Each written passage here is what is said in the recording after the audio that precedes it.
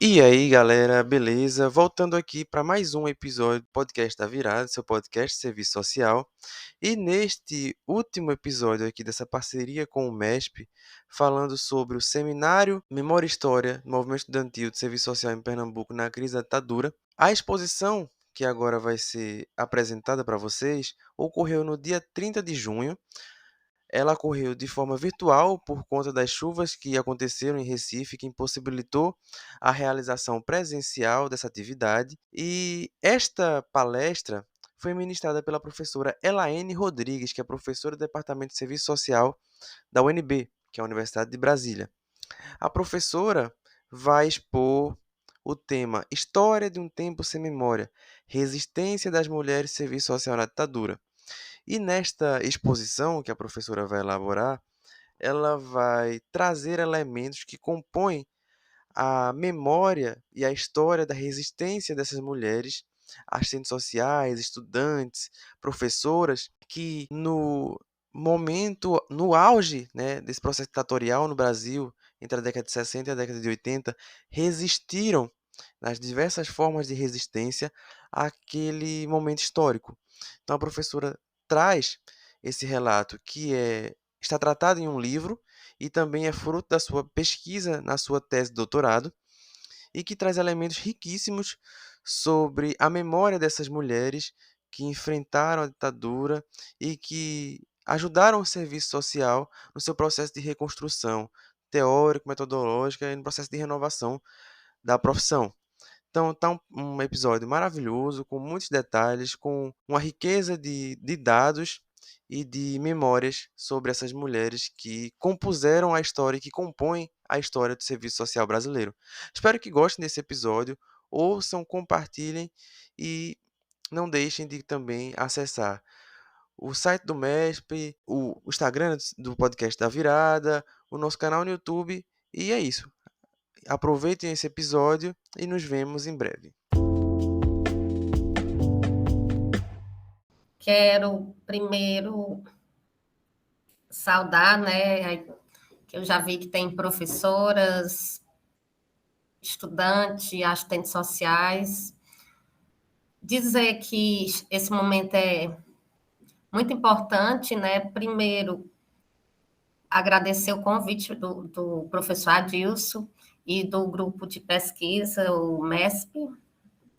Então, a organização ontem eu estive presente de manhã, porque eu tive um problema à tarde, estava muito linda e também muito forte a palestra que eu assisti, a primeira.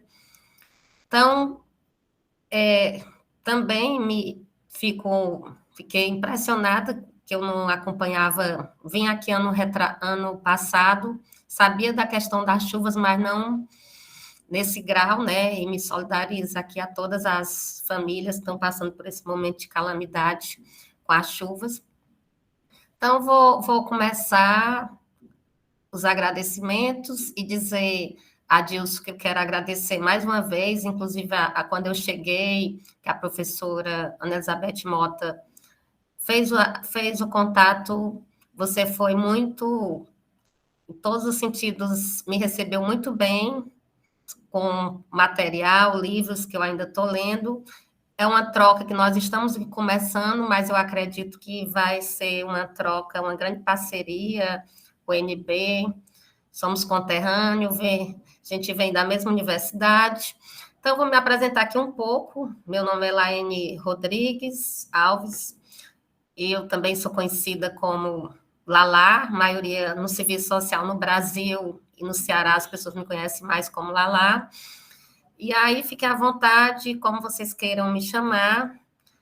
Sou formada, minha graduação e mestrado na Universidade Estadual de Serviço Social, fiz o doutorado na Universidade Estadual do Ceará, e aí, então, esse tema foi mais de estudar ditadura, serviço social, foi mais no doutorado. Mas eu já trago, desde a minha militância, como movimento estudantil, desde o movimento estudantil de serviço social na UES, também fiz parte, na época era ABS, não que eu seja tão tão velha, mas também não sou tão nova, mas fiz parte da ABS, eu era representante estudantil do Nordeste, e essa minha militância toda foi muito ligada ao movimento de mulheres e principalmente ao movimento feminista, né? Porque existe a diferença do que é o movimento de mulheres e o próprio feminismo. Então, o debate sobre violência, a discussão das relações patriarcais de gênero, eu trago desde a graduação, que no livro tem uma introdução aí belíssima da professora Mirla Cisne, que me conhece, fala desde o meu estágio no sistema penitenciário, trabalhei com mulheres em situação de rua, e a chegada no doutorado eu já levo essa discussão da violência contra a mulher, das relações patriarcais de gênero, quando eu trabalho a própria concepção de relações patriarcais, já é uma articulação com a discussão de classe e raça, essa imbricação das relações patriarcais de gênero, raça e classe. Então, é uma rápida apresentação de onde eu venho, e hoje estou fazendo pós-doutorado aqui na Universidade Federal de Pernambuco, que eu vou estar explicando melhor o porquê de estar aqui em Pernambuco, mas todo mundo já, vocês pernambucanos e pernambucanas, já sabem a importância que é a Universidade Federal de Pernambuco para o Brasil, né? E esses seminários, esses estudos aí do grupo de pesquisa, e o Adilson vem trabalhando muito essa resistência tanto do movimento estudantil como da história do que é a Universidade de Pernambuco para o Nordeste e para o Brasil. Então, eu vou falar depois, hoje eu estou aqui na UFPE, com a supervisão da professora Ana Elizabeth Mota, que inclusive pediu para justificar a ausência dela, também já tinha mandado mensagem para o Adilson, e parabenizando a atividade também, mais uma vez, ela já tinha mandado mensagem, e eu estou aqui em Recife, supervisionada por a professora Ana Elizabeth Mota. Então, eu vou, no final, falar um pouco do por que eu estou fazendo esse pós-doutorado, mas agora eu vou falar mais da história do livro e da pesquisa. Então, eu entrei no doutorado, e às vezes eu falo muito isso para alguns alunos, alunas. Inclusive, agora eu estava fazendo uma disciplina com a professora Beth Mota sobre o método, e alguns alunos e alunas angustiadas, que é normal no doutorado, o tempo, e eu falando um pouco como foi meu processo. Então, eu entro no doutorado da UERJ com um tema que é violência contra as mulheres em situação de rua e a ausência de políticas públicas. Eu fui secretária de assistência em Fortaleza, fui coordenadora de política para as mulheres, e quando eu me identifiquei com esse tema das mulheres em situação de rua, foi uma situação de violência. Uma moradora de rua foi estuprada 3 vezes, e a gente, na secretaria, dialogando com a Coordenadoria de Política para as Mulheres, com o movimento de mulheres, a gente sempre discutia a violência doméstica, mas a mulher em situação de rua é uma questão específica, e há uma ausência de políticas públicas, tanto por parte da Secretaria de Mulheres, como também da própria assistência. Então, eu passei a me questionar a própria política de assistência, que sempre eu questionei, mas os limites do que é administrar uma política de assistência numa quinta capital, no próprio capitalismo, e um público que a política é de cima para baixo, pensada de uma forma, e a assistência no sentido da população em situação de rua, pensando em mulheres, era mais específica ainda a ausência de política para esse público. Então, quando eu cheguei no Rio, eu cheguei com esse tema, e aí é o processo realmente da pesquisa, de aprofundando, eu fui mudando meu tema. Então, pode passar aí o slide. Então, como eu já tinha falado, a proximidade do tema é tanto do cunho acadêmico e profissional. Toda a minha trajetória no movimento político profissional foi relacionada à questão de pesquisa, estudo, estágio, em relação à questão, às relações patriarcais de gênero. Fiz parte do movimento de mulheres, também no Ceará, do movimento negro. Então, essa bandeira eu já carrego há muito tempo do feminismo e esse debate. Então, mesmo da graduação, dissertação e tese, o que eu mudei foi a questão de trabalhar essa temática das mulheres do serviço social na ditadura, e aí começou nas aulas da pós-graduação com a professora Marilda Yamamoto. Um dia a professora Marilda chegou e vinha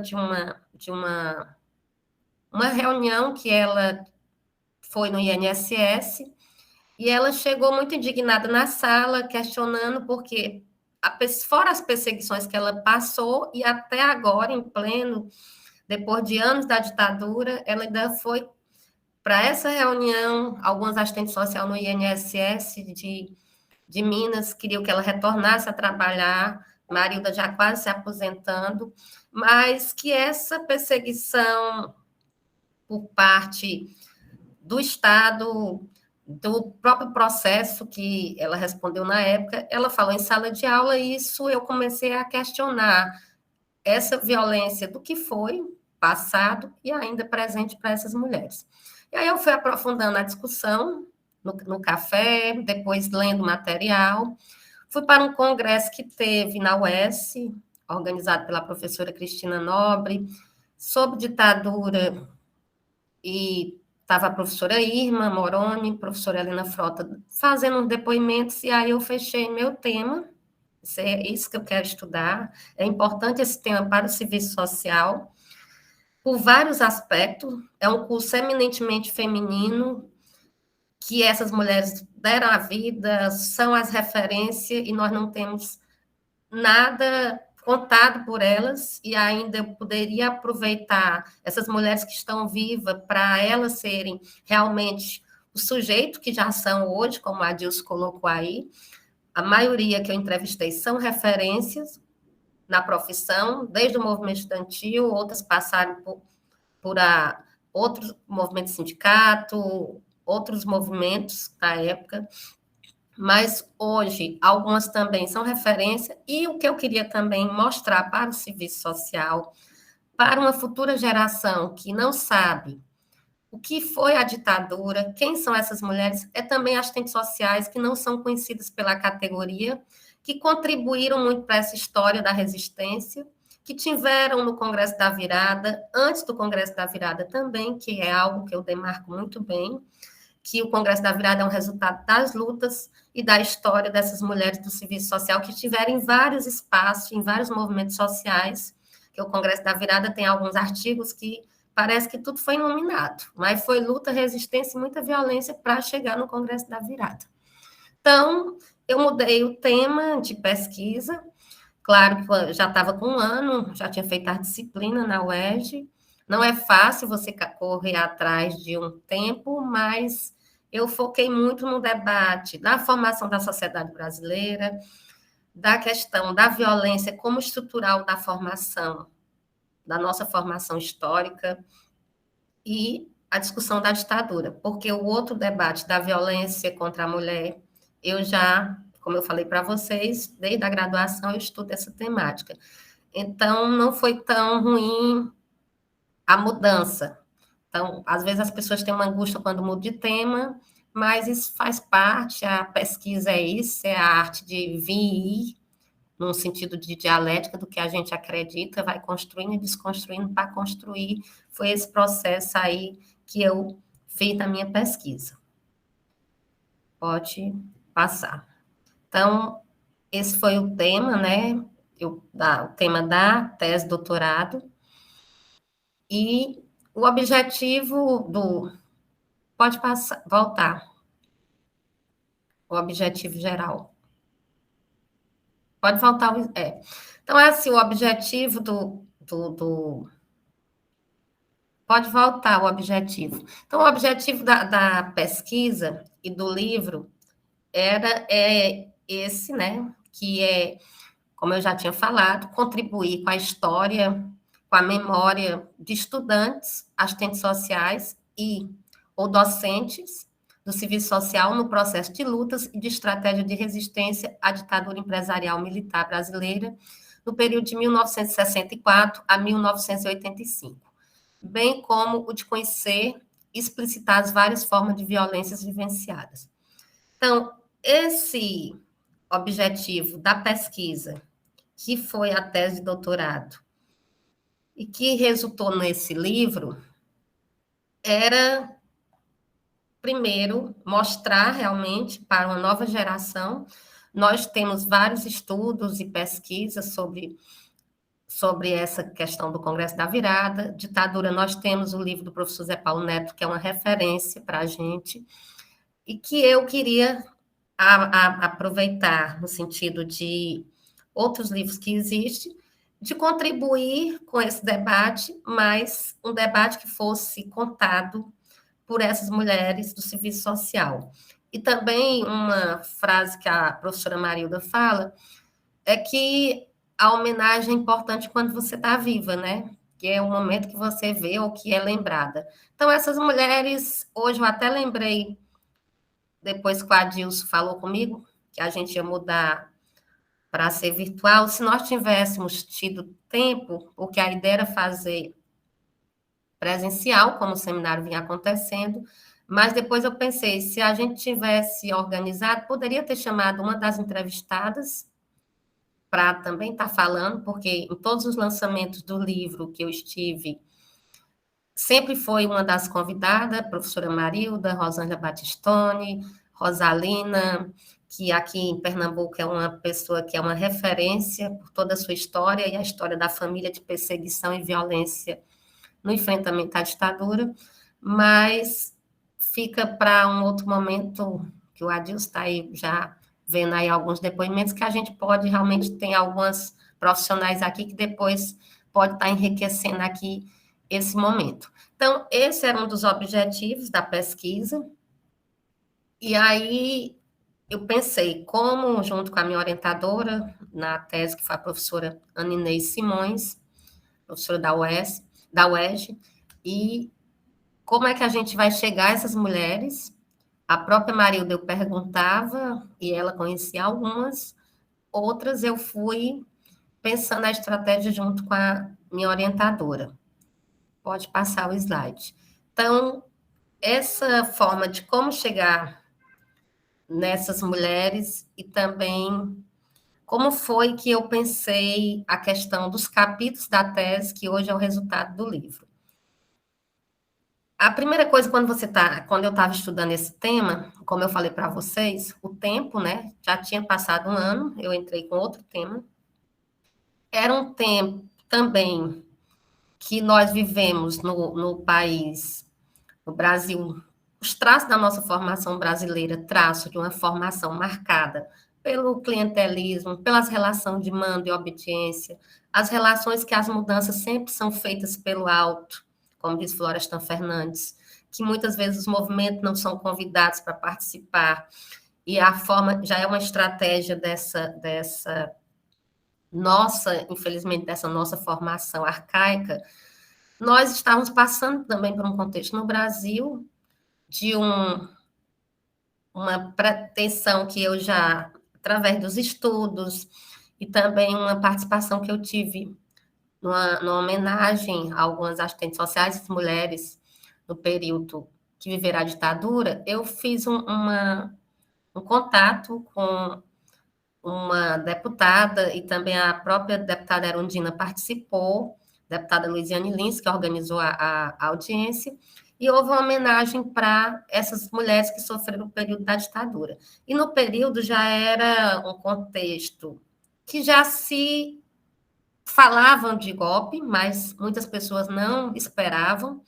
Já era o Cunha, como presidente da Câmara, na sua forma violenta e agressiva, cotidianamente. Então, o período que eu comecei a escrever era um período muito difícil no sentido político, e depois veio o golpe. Questões que bem diferentes, mas que têm os traços da nossa formação, e que isso me incentivava, e ao mesmo tempo era muito pesado, muito dolor, assim, estudar um tema e essa questão da violência dói. E em alguns momentos eu também estava trabalhando, porque eu sou professora da UNB e tinha passado no concurso recentemente, eu passei em 2015, e não tinha como eu não fui liberada, porque eu ainda estava no estágio probatório, então eu tinha que ser criativa, é um tema que não é fácil, e ainda por cima tinha que marcar entrevista com a assistente social no Brasil todo. E que muitas queria, depois de um tempo, deixar essa memória, que é uma memória subterrânea, é uma memória que você, para falar, sofre muito, porque vai resgatar toda aquela história, aquela dor. E quando você trata de violência, principalmente, a forma da pesquisa, o cuidado. Então, foi todo um processo aí de sofrimento também, até conversando com algumas entrevistadas e com a Dilson, no primeiro dia que ele me recebeu na UFPE, eu tenho um material ainda muito grande das entrevistas, mas parece que no livro e na tese, eu guardei um segredo, eu coloco as entrevistadas, eu coloco um material bom, mas ainda tem um material muito para ser trabalhado. Foi um processo muito difícil no decorrer da pesquisa. Inclusive, no livro, eu faço uma homenagem à assistente social Gilce Cosenza, que eu marquei a entrevista com ela e no período não deu para entrevistá-la, a gente remarcou, e quando eu tinha comprado a passagem, eu assisto e vejo nas redes sociais que ela tinha falecido. Então, essa foi uma parte também que mexeu muito comigo. Eu queria muito entrevistar a Gilce por toda a história dela. Inclusive, não é muito conhecida no serviço social. E era isso também que eu queria mostrar. Essas mulheres também que não são conhecidas, que não eram conhecidas no serviço social. E aí, então, como foi que eu pensei mesmo esse processo? Eu assistia muito filmes, e os filmes são também filmes pesados. Não são filmes leves quando você vai pensar os filmes da ditadura. E às vezes, quando você não consegue escrever, eu falo isso às vezes para algumas. Quando eu estou orientando, quando você não consegue escrever no TCC ou na dissertação, vai ouvir uma música que trate sobre o tema, ou um filme que trate sobre o tema. Só que sempre que eu ia, eram filmes sobre ditadura ou que tratasse a questão das mulheres. E aí depois eu pensei que relacionar essa questão da política e da arte.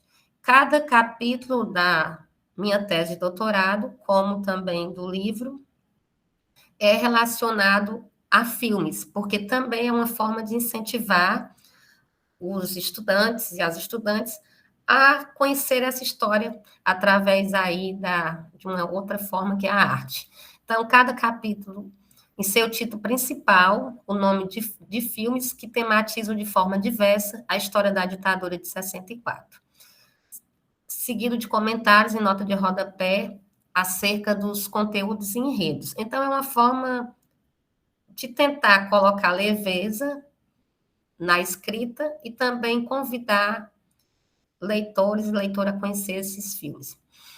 O processo da pesquisa foi uma triangulação dos dados, né, que eu trabalhei com a pesquisa, tanto de cunho teórico, claro, um teórico bibliográfico, como documental e as entrevistas. Então, eu fiz todo esse processo aí, de toda pesquisa, né, uma discussão teórica, li várias teses, dissertações, mas um tema que tinha e tem pouca produção, como eu falei, porque tem muita discussão sobre o feminismo, sobre as mulheres na ditadura, mas no serviço social não existia muito esse debate sobre mulheres e ditadura no serviço social.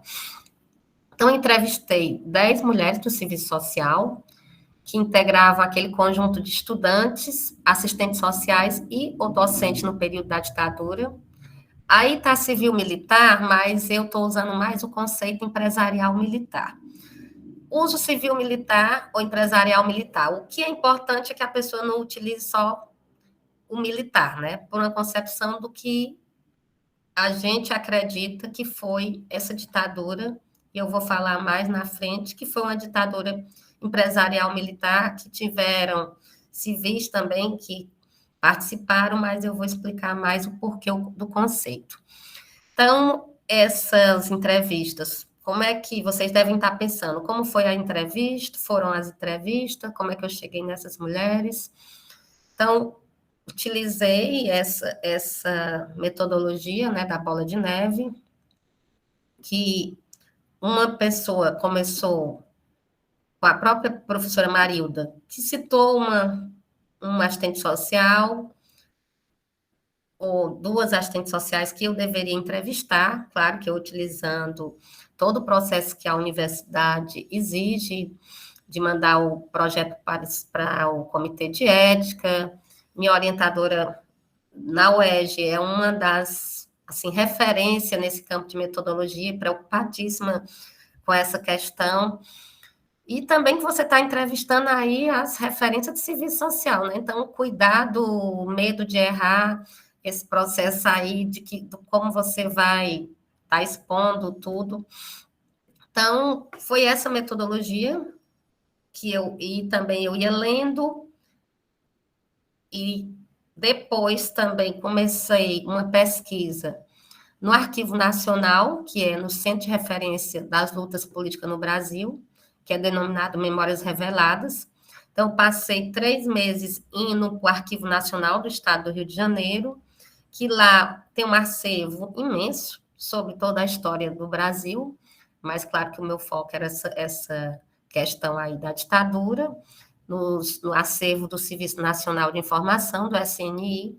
Fui muito bem recebida pela professora Inês Estampa, que era, não sei se ela está agora, é professora da PUC, do curso Civil Social, e ela era coordenadora do Memórias Reveladas. E uma professora de História também, que me ajudou muito nesse acervo do SNI, e também focamos todo esse material aí no Serviço Social. Então, eu fui juntando quem eram essas mulheres, a relação que essas mulheres tinham com o movimento estudantil, que eu criei os critérios para as entrevistas, né?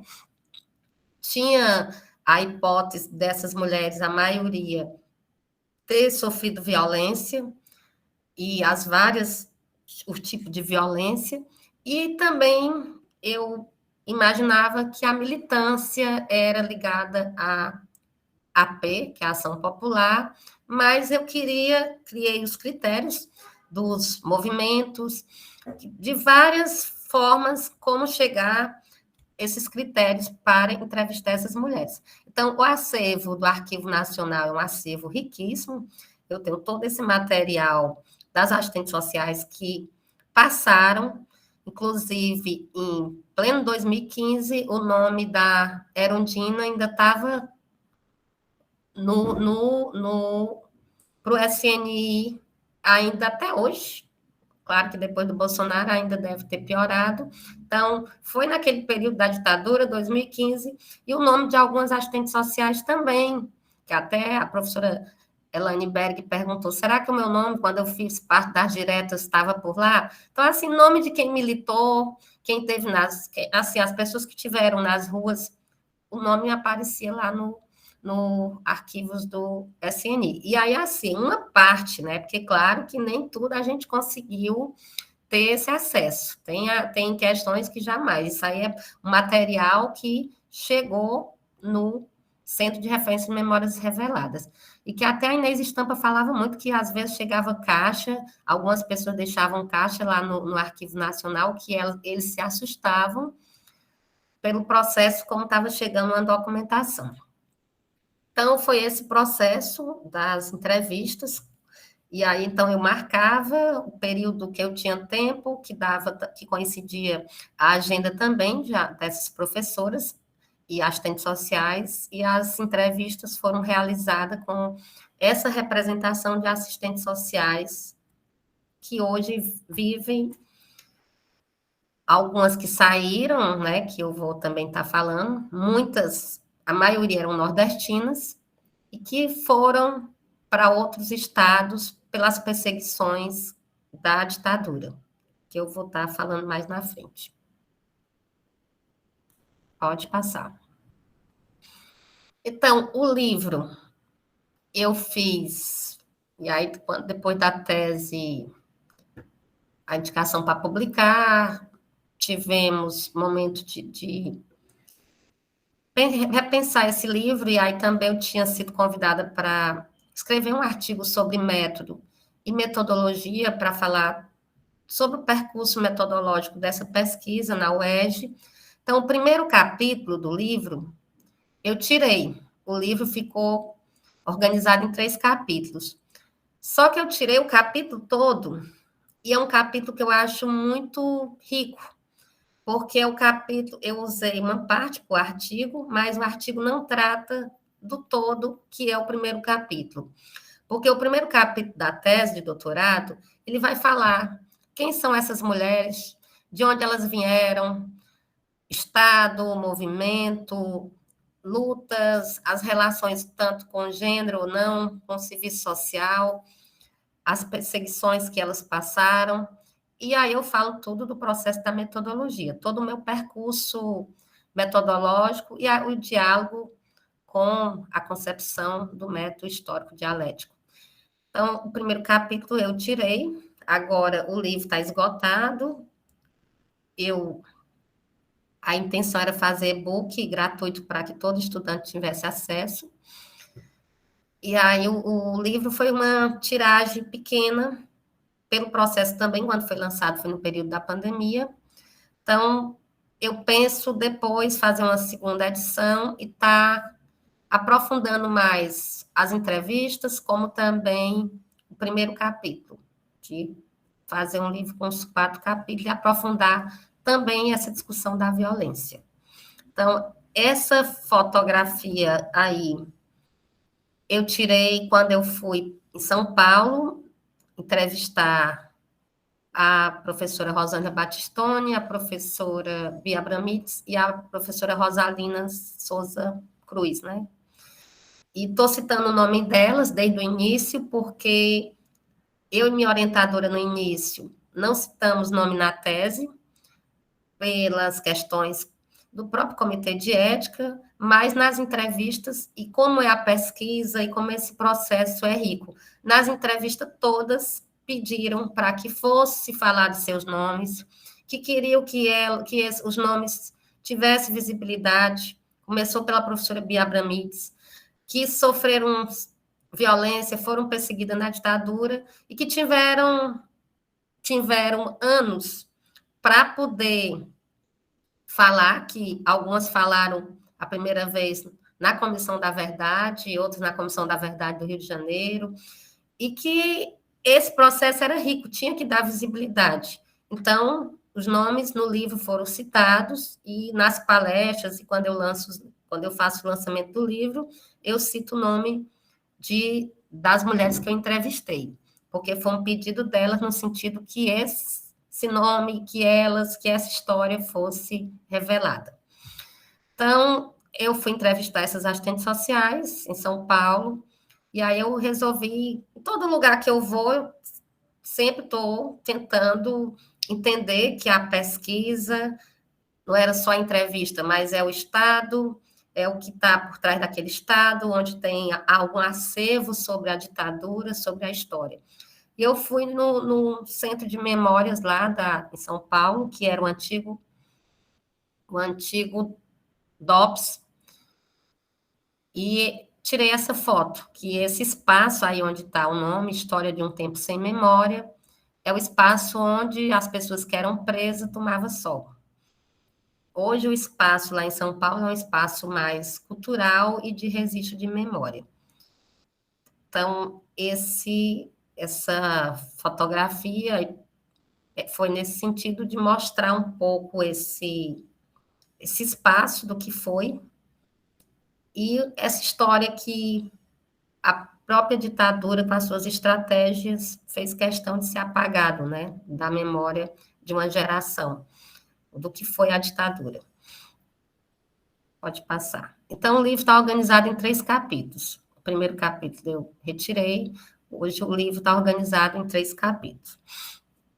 Como eu falei para vocês, o primeiro capítulo é O Dia que Durou 21 Anos, é o nome de um filme, 1º de abril de 1964, e a ditadura empresarial militar. Então, o filme, não sei se vocês já assistiram, é um filme que tem... Eu tenho um DVD, né? Mas tem no YouTube. E o filme que mostra, inclusive, assim, as 2 faces do que foi a ditadura. Fala também de militar, defendendo, inclusive, a ditadura, como também outros protagonistas da história fazendo uma crítica ao processo todo, que foi o golpe e a ditadura. Então, esse capítulo eu dividi em 2 capítulos, né? Primeiro falo sobre a questão do golpe, que foi que antecedeu esse golpe no Brasil. Ontem mesmo a professora, na primeira palestra, ela falou o contexto que estava o mundo.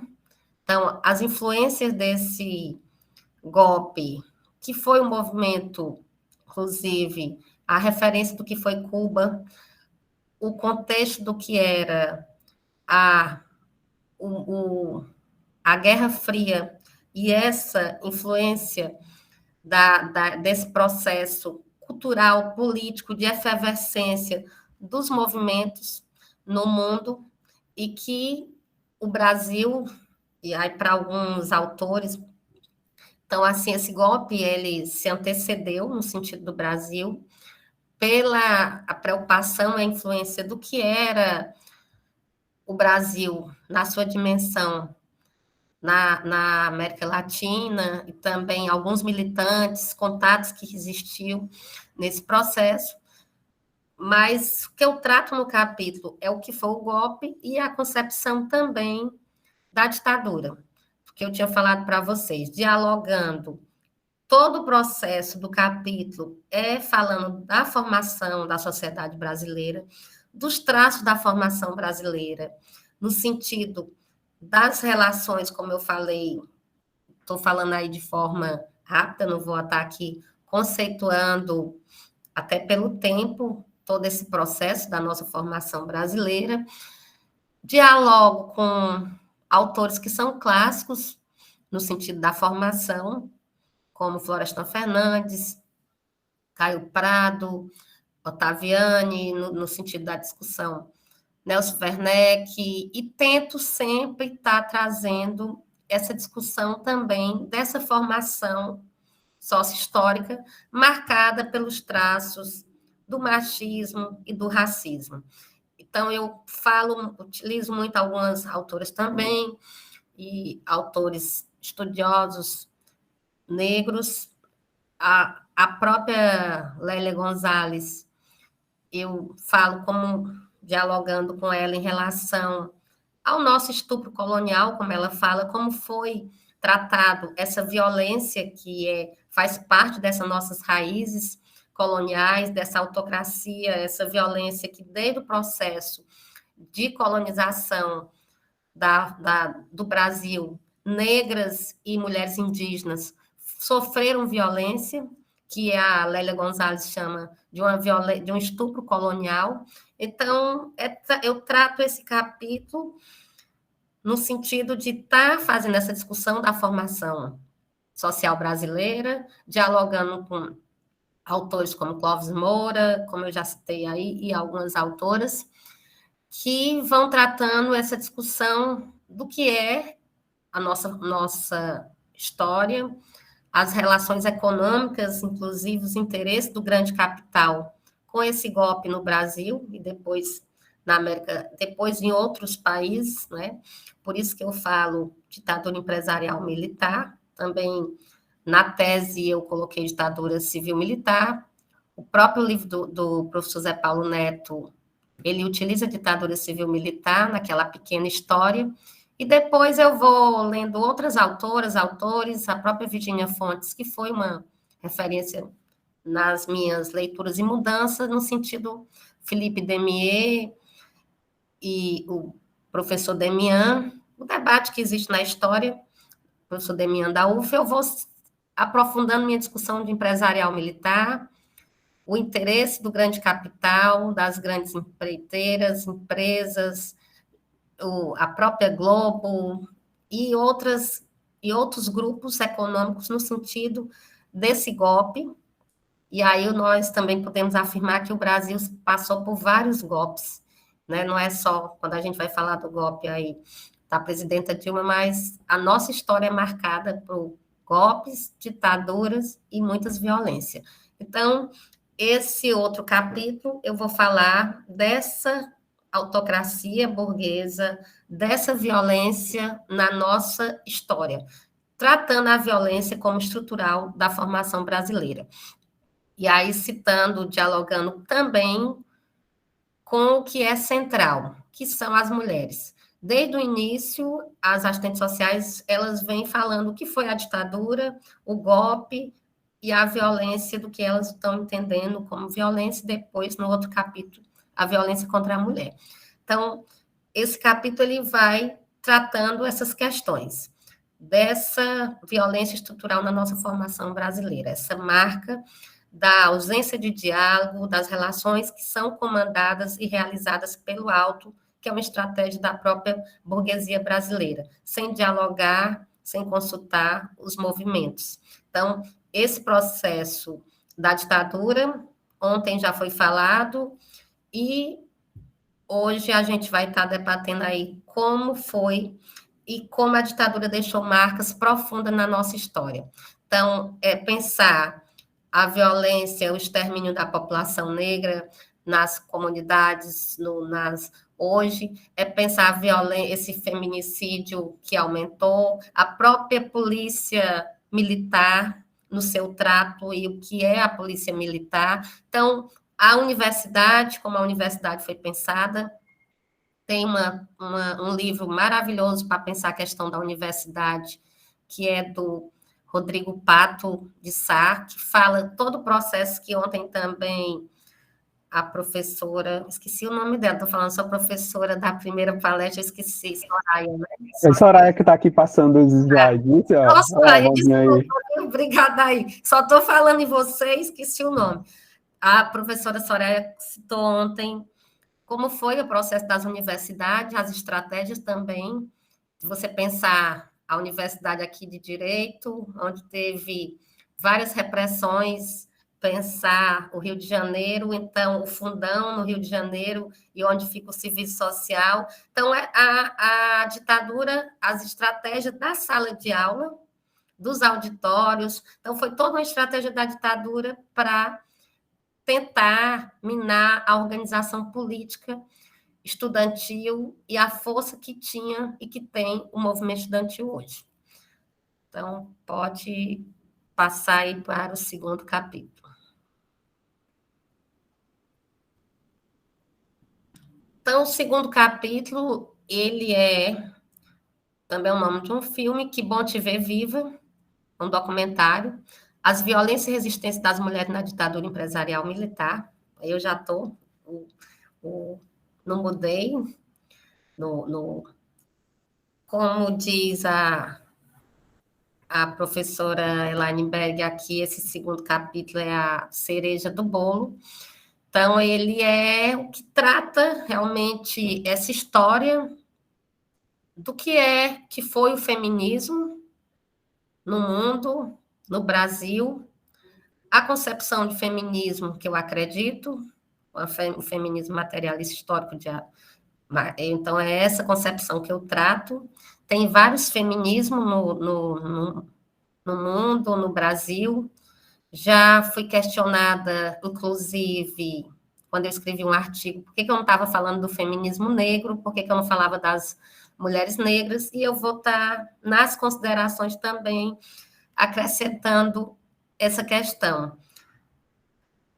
É a minha concepção de feminismo que eu acredito, e dialogo com outros feminismos, mas que na pesquisa, a maioria dessas mulheres que eu entrevistei, que eu estava pesquisando, eram mulheres, e até hoje também, que eu estou voltando à pesquisa, são mulheres brancas e classe média que viveram esse período, e aí a história do serviço social, que eu vou estar falando mais na frente. Mas esse capítulo, então, eu trato a história do feminismo, faço a diferença do que é o movimento feminista e o que é o movimento de mulheres, que muitas mulheres estiveram na organização de movimento de mulheres nas comunidades, mas que eu faço esse histórico aí, que é importante, principalmente para o serviço social, que também a gente tem pouca produção nesse debate.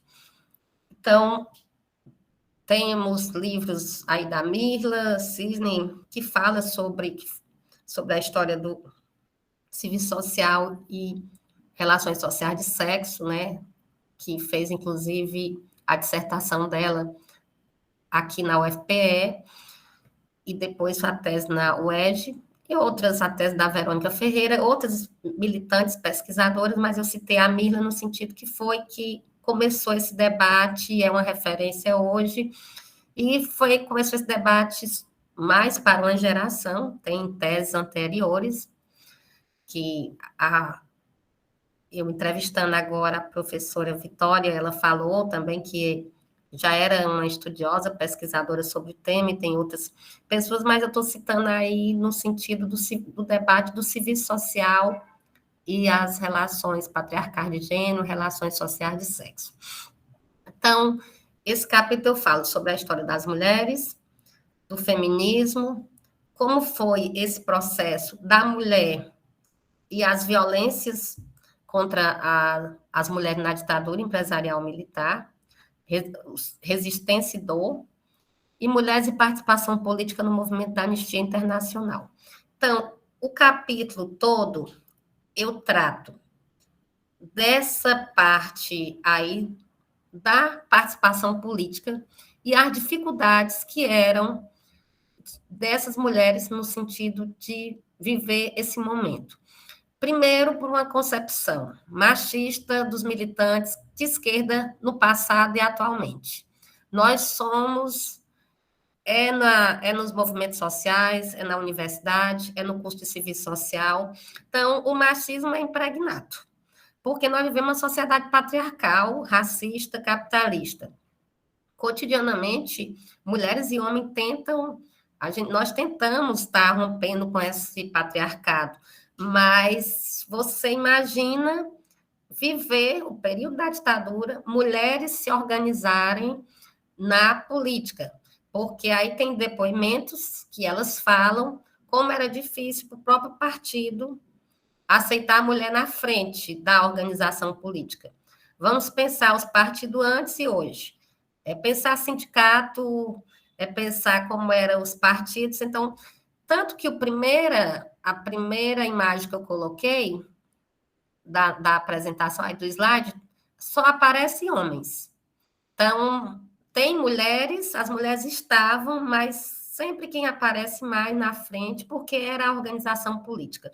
E no sentido da violência, as mulheres, ninguém tem como medir violência, que é uma violência que os homens sofreram, as mulheres, mas existia uma especificidade na violência contra a mulher, e nas entrevistas que eu fiz e que dialoguei com material do arquivo e com algumas leituras de vários materiais sobre mulheres na ditadura. Então, as perseguições eram e foram, como eu falei, ainda tem mulheres que são perseguidas, assistentes sociais que foram perseguidas depois que terminaram o curso, e algumas que nem conseguiram terminar, por isso que eu falei estudantes. Então, violência que te cobra na vagina, de perder de tanto soco que levavam. Teve assistentes sociais que perdeu uma parte dos dentes. Então, o choque, a cadeira do dragão, barata que eram colocada, e um depoimento também muito forte, que foi da professora Ana Rita, que é professora de Campina Grande. A filha dela por coincidência, ela é minha ginecologista em Fortaleza, eu a conheci há mais de 25 anos, feminista, participava também da reunião do Fórum de Mulheres, e eu nunca sabia que ela era filha de um assistente social e que tinha nascido na prisão aqui em Pernambuco. E numa consulta, ela perguntou sobre a minha tese, eu já tinha mapeado no Arquivo Nacional o nome da mãe dela, mas não sabia quem era Ana Rita e nem que era mãe da doutora Emília. E aí a coincidência que ela falou, tua tese é sobre esse tema, minha mãe é assistente social, aposentada, professora da Universidade Estadual da Paraíba, né, da UEPB. Eu parei a consulta toda, já queria entrevistar a doutora Emília, com o contato da mãe, e na entrevista foi uma das, como todas, mas muito forte. Assim, a forma do companheiro ser torturado, ela primeiro vê o companheiro ser torturado, que era um militante histórico do PCdoB na época. E depois ela ser torturada na frente do companheiro, e que a filha nasceu na prisão, e que as várias torturas era para, no sentido da violência, era para dizer que não queria mais um comunista, um futuro comunista nascer, que quando a mulher estava grávida na prisão, como a Rosalina também sofreu várias violências, era sempre assim, mulher na política, mulher nesse período, o homem eles já não aceitavam, porque era comunista, era criado todo um estereótipo do que era um militante que estava ali lutando por uma sociedade diferente, por um país diferente, que fosse lutando por igualdade, mas que eles consideravam, antes e hoje, foram criando aí um estereótipo sobre o que é o comunismo, né? E que nesse período, assim, eles colocavam muito, que mulher na política era puta comunista, como no Congresso de Biúna, que eu falo aqui também, uma entrevista com a professora Bia Abramitz, que ela fala que como é que elas foram presas no período do Congresso, quando chamavam elas de puta comunista, que pegar a pílula anticoncepcional já era uma grande, para eles, uma agressão. Então, tudo isso que eu quero dizer é as relações patriarcais de gênero, que foram históricas, que são, e que a violência, eu, nesse capítulo, falo dos vários tipos das violências que elas sofreram, as violências físicas, as violências psicológicas, mas tem também a violência de próprias colegas de profissão, que também tiveram colegas que na época deduraram, que aderiram indiretamente à ditadura, mas que acabavam, que às vezes assim, a nossa profissão, ela é uma profissão como todas as outras, que tem seus limites, né, do próprio conservadorismo, e nesse período, então, que tiveram também perseguições da própria categoria. Tivemos mulheres de luta que tiveram na organização, mas que sofreram perseguições também, aí, e de vários sentidos dessa perseguição. Então, essas violências, eu trabalho aí dialogando com as entrevistas e com o que eu, inclusive, acredito e conceituo de violência contra a mulher. Dialogando com autoras como Safiotti, várias, uma referência para mim, que aí eu também tentei não estar só dialogando com autoras assim mais, vamos dizer, entre aspas, famosas, mas eu quis também trazer feministas que estão no movimento. Inclusive, quando eu vim para cá, para Recife, para essa parte pós-doutorado, eu aluguei um apartamento que eu até brinco que nada é por acaso, de uma grande feminista que é referência, que eu cito na tese, que é a Silvia Camussa, do SOS Corpo. Então, a discussão da Silvia sobre violência, eu dialogo com ela nessa parte do capítulo, e de outras militantes também, Então, é um diálogo com o movimento de mulheres, do movimento feminista, e com autoras que são consideradas feministas, que fazem esse debate aí das relações patriarcais de gênero e raça e classe. E aí, esse ponto 2.3, eu faço a discussão mais da participação política da mulher nesse período da ditadura, o movimento da anistia internacional, que eu faço uma análise, mas também uma crítica dos limites que foi a anistia no Brasil, esse limite do anistia, que é o que a professora Malu Durigueto e o professor Felipe Demier considera dessa democracia blindada. Nós vivemos uma democracia que a gente acha que está aí, nós estamos conformados e conformadas que nós elegemos o presidente Lula, que hoje o Bolsonaro está inelegível, mas que a gente tem que olhar realmente essa cultura do que é o Congresso, um Congresso marcado pela extrema-direita, as negociações do presidente Lula, que o próprio vice já é uma amostra da nossa formação, das relações do vice-presidente, do próprio Lula, no sentido de governar, mas sempre fechando com o que é mais atrasado da nossa cultura política. Então, é passado e presente que se encontram, e que é isso dessa democracia que eu também considero blindada. A gente consegue eleger um presidente, estamos felizes, mas com um Congresso que é marcado pela extrema-direita, por uma bancada fundamentalista, por uma bancada marcada por os interesses do grande capital. Então, esse capítulo lá eu falo da participação política das mulheres, dos limites e das resistências que foram esse momento, do que foi a luta de mulheres, mães também, no sentido de organização política, de saltar os filhos, como a própria mãe da Rosalina, uma mulher pernambucana, da Rosalina e do Fernando Souto de Santa Cruz, né?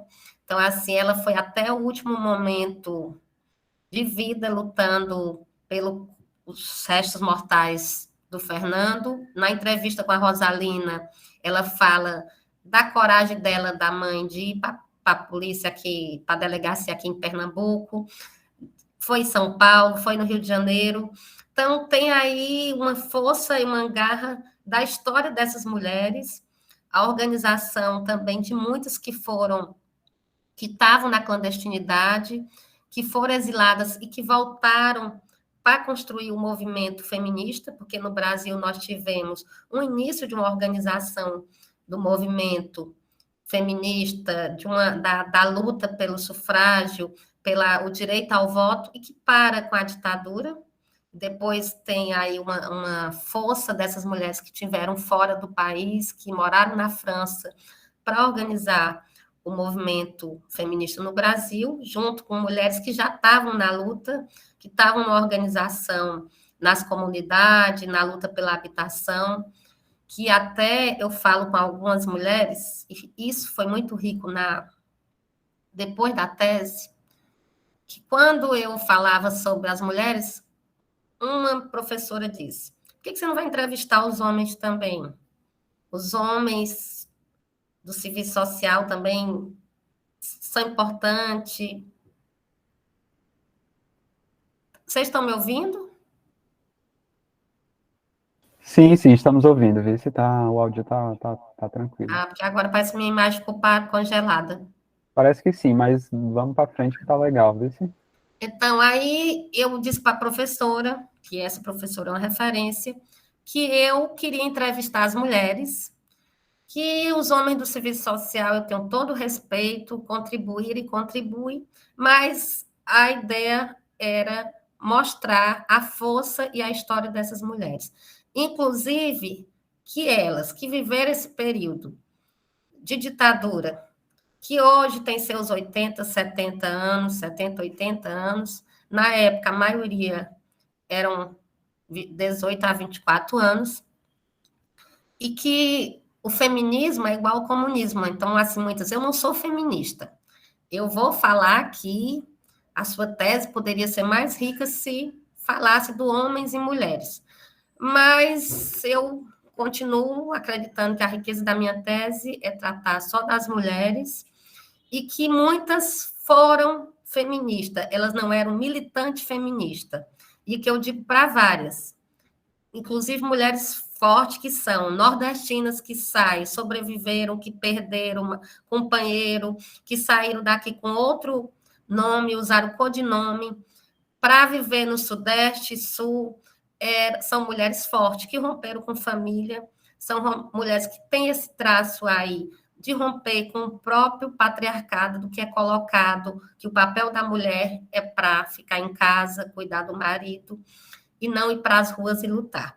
Então, essa questão, quando teve um dia até que no lançamento em Juiz de Fora, a professora Marilda e a professora Rosângela Batistoni falaram da importância do livro, inclusive por ser um livro que trata da história dessas mulheres.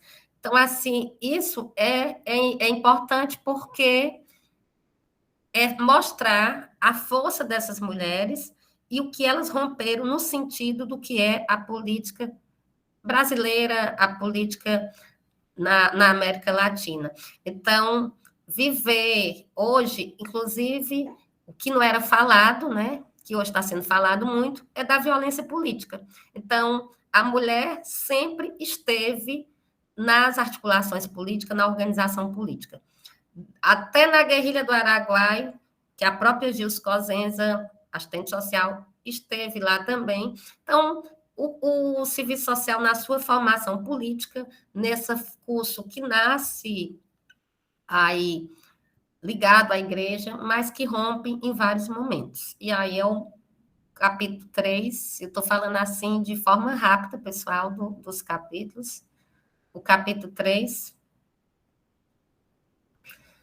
que é atrás de Portas Fechadas, também um outro documentário, a luta das mulheres, estudantes, assistentes sociais e o docente na ditadura brasileira. Então, esse capítulo, como eu já estava falando, eu falo dessa herança conservadora do serviço social, como o serviço social nasce, mas o meu foco é mais período da ditadura. Então, vou falando aí, dialogando com autoras sobre o conservadorismo, a participação política dessas mulheres, que no primeiro capítulo eu falo, que eu vou falar aqui depois ou no debate, quem são, assim, a maioria que foram da AP ou os outros movimentos, que contribuíram para essa resistência no serviço social.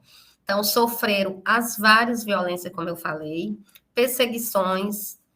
A própria professora Marilda, no depoimento dela, tanto na Comissão da Verdade do Rio de Janeiro, na Comissão da Verdade Nacional, como na minha entrevista e também na entrevista do Cefes, ela fala da perseguição depois de formada, que vai trabalhar numa região do país e que ela faz um belíssimo trabalho como assistente social e depois ela é denunciada por uma outra colega da categoria, que diz que ela tinha problema com a justiça por ter sido presa durante 6 meses.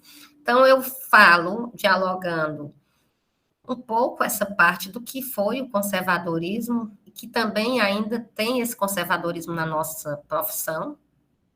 É forte, nós temos uma organização política muito forte, o Conjunto Cefes-CRES, tem uma organização, a ABEPS, na resistência, na luta, mas nós temos colegas conservadoras que reproduz, que votaram em Bolsonaro, que é legítimo aí, quem vota, respeito, mas que eu quero tratar nesse capítulo aí dessa herança, dessa história do que foi a luta e a organização política dessas mulheres, principalmente depois de todas as violências que eu falei aí para você de forma rápida. Então, foram várias violências que elas passaram. E também a questão do que foi o Congresso da Virada. O Congresso da Virada não foi o que está só naquele momento de uma articulação política que derrubaram os militares que estavam naquele momento em São Paulo, mas ele vem de uma organização anterior, de muita luta, de muita organização política nas comunidades. Aqui mesmo no Nordeste tem que ser reforçado muito o papel do que foi as ligas camponesas, a igreja, essa igreja progressista que foi muito forte o papel da própria ação popular, assim, aqui tem pessoas assim, eu quero inclusive conhecer agora o Memorial das Ligas Camponesas na Paraíba, é uma das, antes de terminar aqui minha pesquisa, eu estou indo, porque tem aqui um comentário sobre a Elizabeth Teixeira. Então, são questões que eu tento dialogar com os depoimentos das assistentes sociais, o que foi esse momento aí para o serviço social, dessas portas que eram fechadas, que estavam, mas que teve resistência e luta e organização política para a gente chegar no sentido de um serviço social mais comprometido com a luta com os movimentos sociais, com o marxismo. Falo aí das que foi, né, também no período a parte da renovação do serviço social até chegar na intenção de ruptura. Pode passar. Por favor. Então, as considerações para a gente fechando, nós nem marcamos tempo. Eu queria dizer que a produção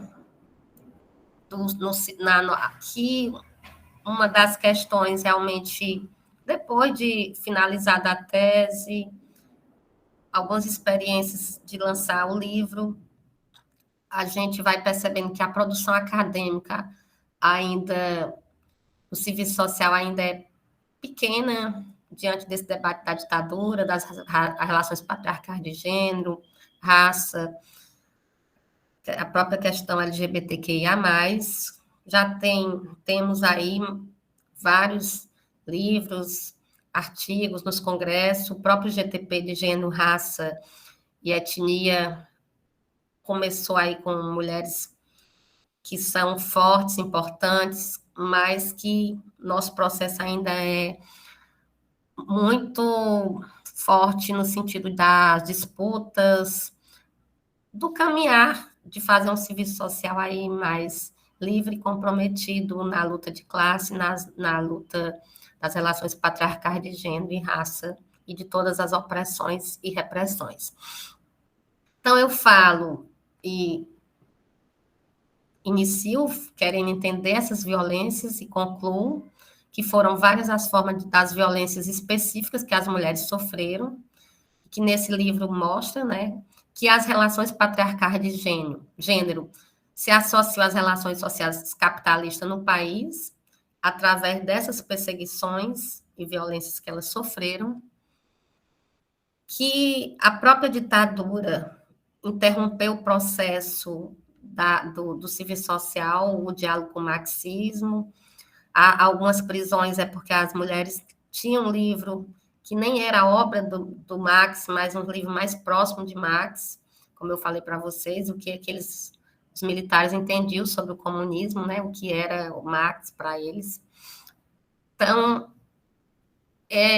essa questão de classe e raça, como alguns alunos já me perguntaram, e alunas, por que eu não trato a questão, entrevistei mulheres negras, nenhuma que eu entrevistei, tanto na tese como agora, são mulheres brancas, classe média, que viveram esse período que aí é uma questão do próprio serviço social, como ele nasceu, e que esse serviço social muda depois, pelo menos aí quem estuda educação e essas temáticas de gênero e raça, a gente vem percebendo que a população negra, questão tanto também indígena, depois de um contexto mais atual, que as pessoas têm acesso à universidade, né? Porque durante um período, o próprio curso de serviço social, como o serviço social nasce, já diz a relação do serviço social com a igreja, com mulheres que eram consideradas,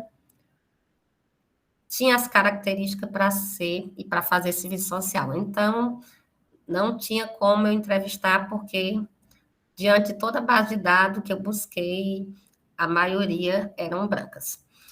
Então, uma das questões, é isso que eu queria falar, que me fez voltar para o pós-doutorado, para esse tema, foi que a maioria das entrevistadas são nordestinas. E aí eu tive maior cuidado, e tenho, para não achar que é corporativismo, quando eu for apresentar essa pesquisa, principalmente na UNB. Todo o material do Cefes, que é uma pesquisa riquíssima, do Conselho Federal de Serviço Social, as mulheres que foram entrevistadas são nordestinas. E estão hoje em vários estados. Todas entrevistadas na minha tese de doutorado, que tem a pesquisa junto com o Arquivo Nacional, são nordestinas. E que essas mulheres saíram do Nordeste pelas perseguições que sofreram no período da ditadura. Então, o que eu fiz depois quando eu pensei em fazer o pós-doutorado? Então, eu fiz o processo no sentido como eu trabalhei o universal, no sentido da ditadura, de entrevistar essas mulheres no Brasil todo. O resultado da minha pesquisa são as mulheres do Nordeste. Eu sou nordestina também, e tenho sempre, e queria mostrar a força dessas mulheres, a história dessas mulheres. Tem o livro da professora Marilda, Relações Sociais, que ela deixa a provocação, que a professora Rosângela Battistoni também fala isso, né, dos limites de algumas pesquisas e produções. O professor Zé Paulo Neto também, naquele livro da Liduína.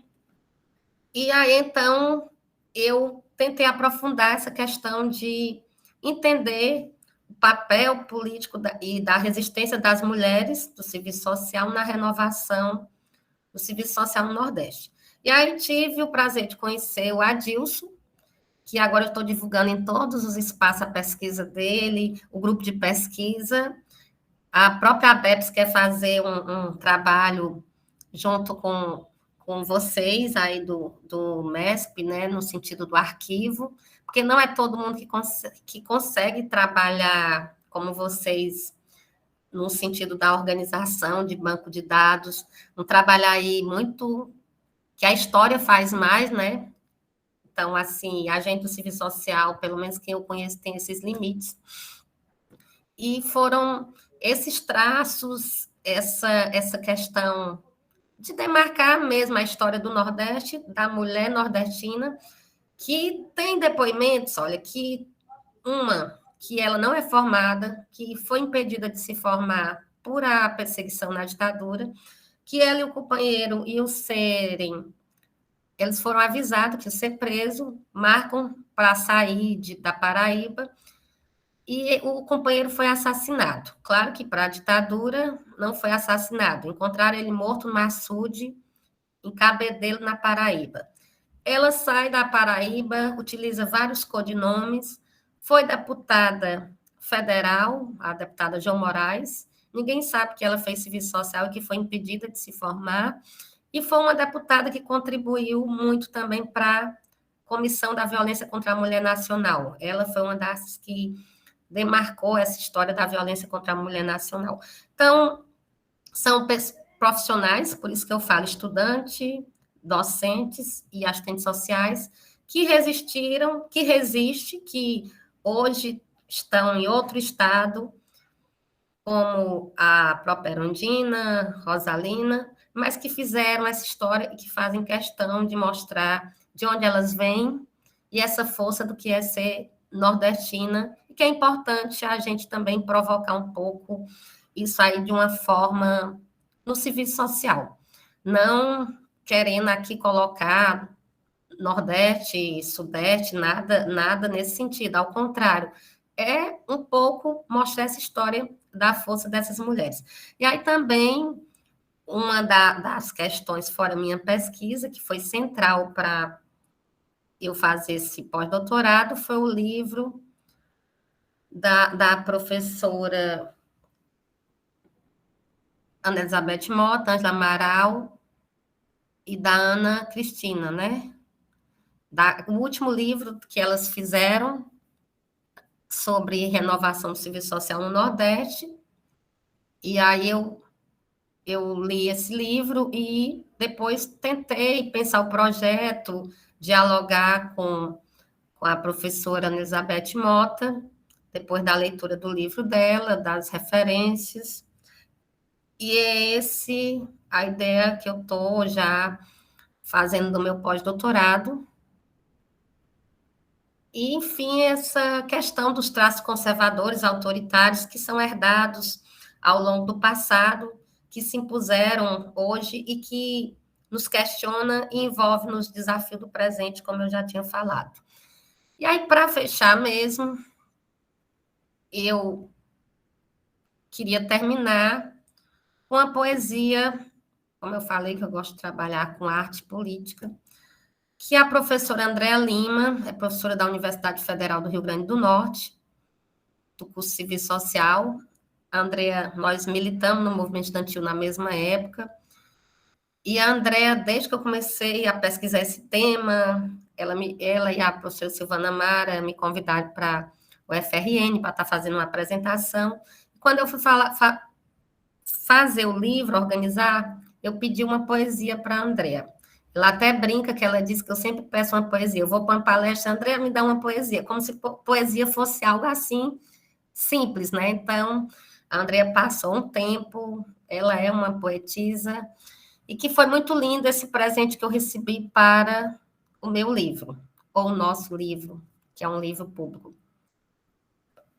Pode passar aí para eu ler a poesia, por favor. Então, a poesia da Andréa, o tema é A Minha Memória é a Minha Resistência. Andréa Lima. Essa poesia está no início do livro e ela trata da tese toda do livro, que ela fala: liberdade encarcerada, boca silenciada, amordaçada, dentes quebrados, alma em pedaços. No meu corpo, as marcas ignóbeis da tortura. Não vou e não posso esquecer. O choque, a cadeira do dragão, o telefone, a humilhação, o estupro e o rato. A minha letra aqui está muito pequena. Deixa eu ver aqui se eu boto aqui no...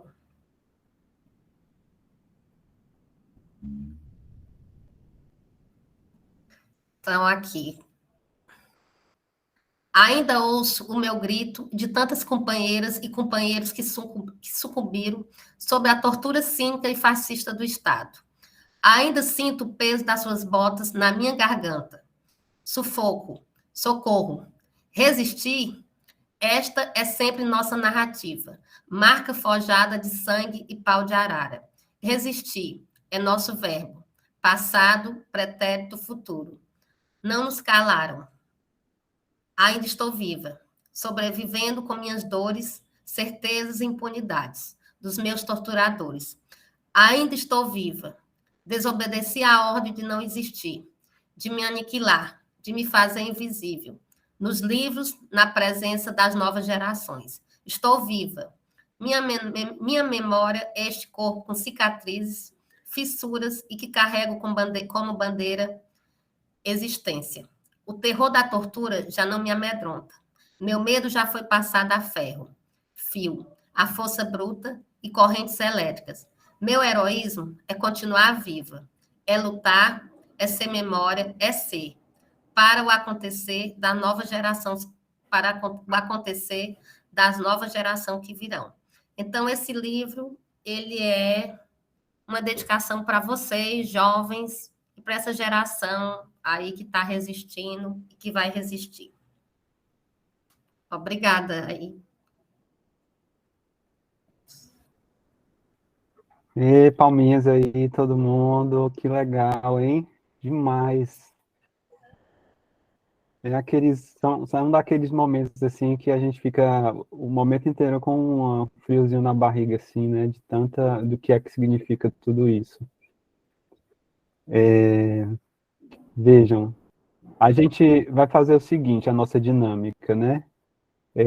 A gente tem, como eu falei no início, na hora que a gente fez o início da abertura, nosso momento tá organizado dessa forma. A Elaine fez a fala agora, e eu tenho uma intervenção para fazer de uma função de debatedor. Imagina se precisa, né? Agora todo mundo quer falar alguma coisa aí, quer discutir, a cabeça, né? A gente fica cheio de ideias, mas eu me organizei para a gente provocar ainda mais, né?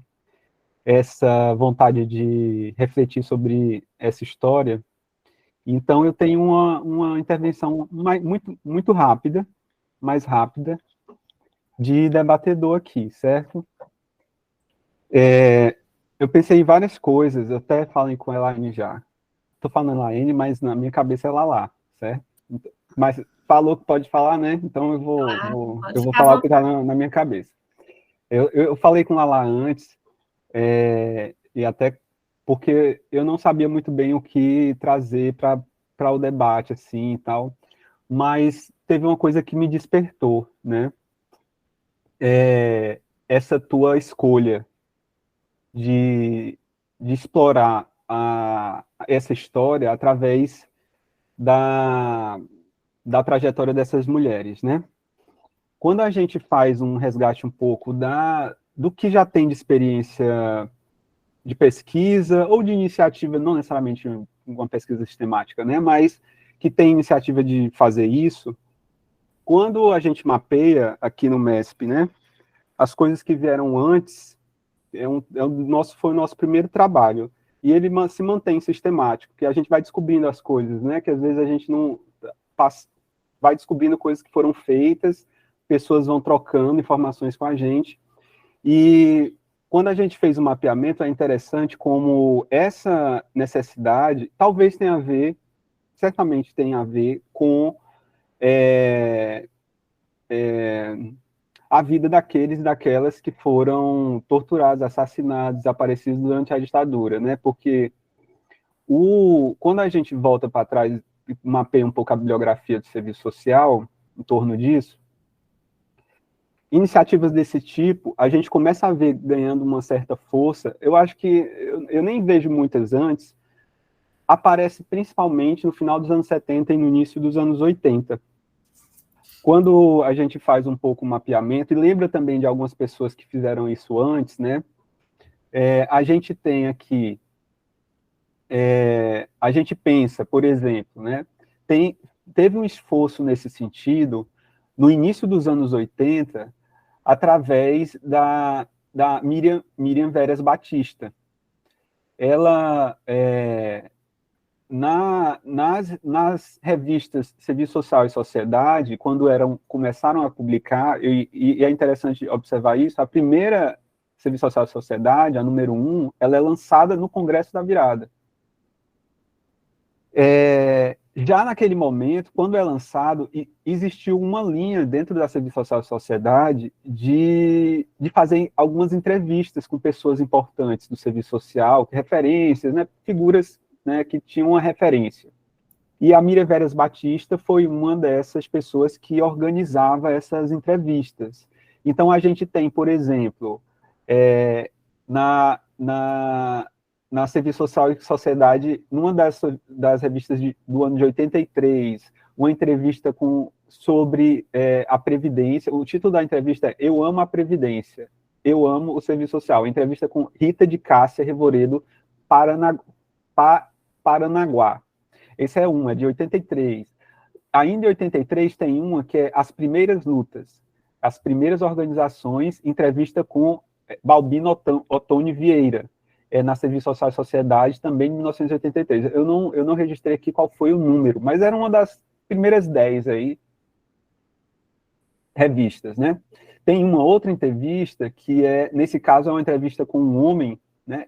O nome da entrevista é A Educação de Base, uma proposta, entrevista com José Pinheiro Cortez. Saiu na revista de 80. Tem uma outra entrevista também. Tudo isso foi trabalho que tinha referência da Miriam Veras Batista, né?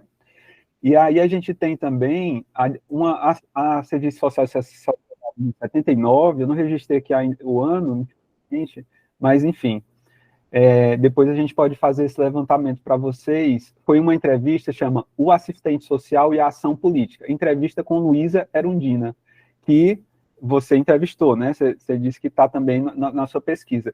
Então, tem essas iniciativas que vêm, né? E eu acredito que estão muito ligadas à necessidade de afirmação de um movimento de reação contra o conservadorismo no país, que estava engajado também na luta para derrubar a ditadura, para garantir as reivindicações de trabalhadores num contexto de agressiva encarecimento, né, da vida, do consumo, do rebaixamento de salários, que a política econômica da ditadura ela implantava. Tem também, eu estava até mostrando para a Elaine essas descobertas, né, no processo do mestre a gente descobriu também uma bem legal, que foi uma iniciativa que também estava vinculada a Miriam Veras Batista, que foi uma pesquisa de doutorado da Lídia Maria Monteiro Rodrigues da Silva, é o nome dela, né? Que ela fez uma tese de doutorado em 1991 com o tema Aproximações do Serviço Social à Tradição Marxista, Caminhos e Descaminhos. A tese de Lídia, ela é uma tese grande, tem para a época, é uma tese 91, ela está saindo, eu acho que ela está fazendo assim, Zé Paulo está entregando a tese dele, e ela está junto ali na mesma época fazendo o trabalho mais memorialístico, né? Ela faz uma tese com essa pegada aí de tentar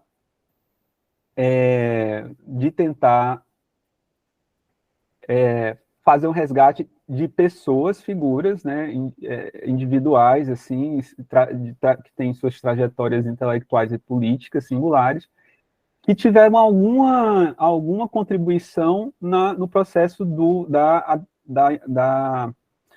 da introdução do marxismo no serviço social. Essa era a problemática dela, de como o marxismo foi chegando ao serviço social. E aí ela foi entrevistando as pessoas que eram referência para essa chegada. Gente que tinha um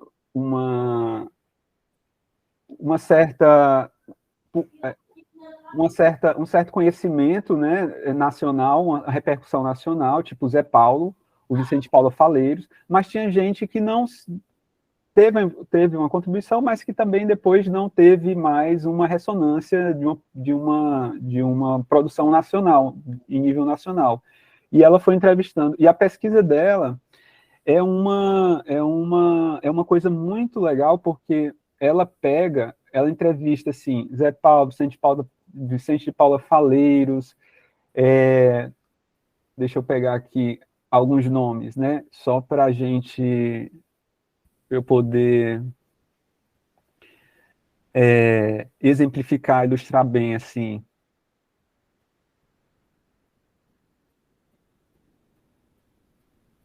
Eu estou mexendo aqui porque a gente tem a tese toda digitalizada, né? Isso foi um dos trabalhos da gente, foi explorar essas informações que ela entregava, assim. Mas ela fez, olha, e foi uma coisa, naquela época, ela explica como ela fez. Você imagina, né, tu fazendo essa tese num contexto que você tem acesso a computador, internet, telefone para ligar, para organizar avião, para pegar. Naquele tempo, gente de vários lugares, ela mandava carta, aí gravava a entrevista, a fita, aí transcrevia a fita cassete, aí mandava de volta a carta para a pessoa com a transcrição feita, para a pessoa autorizar, ver se tinha alguma revisão para fazer, aí a carta depois voltava. Ela explica isso, nesse momento era desse tipo, né? E ela fez entrevistas muito, muito completas. Ela pegou, aí a gente vê a narração do Zé Paulo, por exemplo, né? desde a infância. Ele começa, a minha infância, eu nasci não sei aonde, foi desse jeito que eu comecei a minha escolarização, o marxismo entrou na minha vida nesse momento da minha juventude, daqui para frente eu fiz isso, aí fala da vida inteira, né? É uma coisa, Soraya colocou aí a referência, o acesso da tese. Aí ela entrevista Alba Pinho de Carvalho, que hoje está no Ceará, né? Na UFC, todas essas pessoas tiveram alguma ligação com a introdução do marxismo no serviço social, para fazer o trabalho das entrevistas dela. E pessoas que a gente hoje não tem muita referência da trajetória, né? Aldair Brasil, Barti, do Mato Grosso, Ana Maria Quiroga, que é conhecida, assim, tem uma produção que a gente conhece, que é de BH, Assunção Hernandes de Andrade, Eugênia Célia Reiser, Eva Terezinha Silveira Faleiros, Joaquina Barata Teixeira, Josefa Batista Lopes, aí o José Paulo Neto, Leila Lima Santos, Maria Inês Souza Bravo. Aí são várias pessoas que ela entrevistou e ela fazia mais ou menos essa pegada que Elaine disse que pegou um pouco, né? Ela fazia entrevistas, aí nessa entrevista alguma pessoa dizia, mas tem essa pessoa também que eu conheço que teve uma importância para trazer o serviço social para o debate, o marxismo para o debate. Aí ela ia atrás da outra pessoa, e a tese é legal, Soraya colocou aí, todo mundo depois pode conferir, porque ela não é muito conhecida, sim, eu tenho certeza, não é estudada nos espaços pós-graduação, eu tenho certeza absoluta que é pouca gente que tem acesso, e ela é muito rica de informações históricas, através da trajetória dessas pessoas, né? E tem a questão da presença das mulheres, eram mulheres e homens que contribuíram para essa chegada. E tem a presença forte, né, do impacto que foi o regime instaurado em 64 para a vida dessas pessoas e para a relação delas, inclusive, com o próprio marxismo. Então, é bem legal. Uma coisa que eu achei muito interessante é que ela acaba usando um método de exposição ali da tese, e ela sai transcrevendo trechos e trechos da entrevista dentro da tese. Então, tem páginas e páginas que é só as transcrições das entrevistas dela, que serve depois para a gente usar para as nossas pesquisas, né? A gente sai aproveitando. Então, eu fiz uma pesquisa sobre o Gramsci no serviço social, aí eu usei as entrevistas dela para ver como também o Gramsci estava ali dentro, sendo falado por essas pessoas, né? Então, tem essa tese, que é super legal. Isso era uma coisa que eu queria comentar também. Outra coisa que eu queria comentar, eu vou ver se eu consigo fazer aqui para mostrar para vocês, né? Uma descoberta que a gente teve. Eu falo descoberta nossa porque, de fato, a gente não conhecia, mas com o tempo a gente percebe também que outras pessoas não conheciam também, né? Que é a trajetória da Núbia Marx.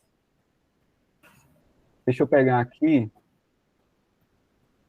Deixa eu ver se eu pego aqui o livro para mostrar para vocês. Deixa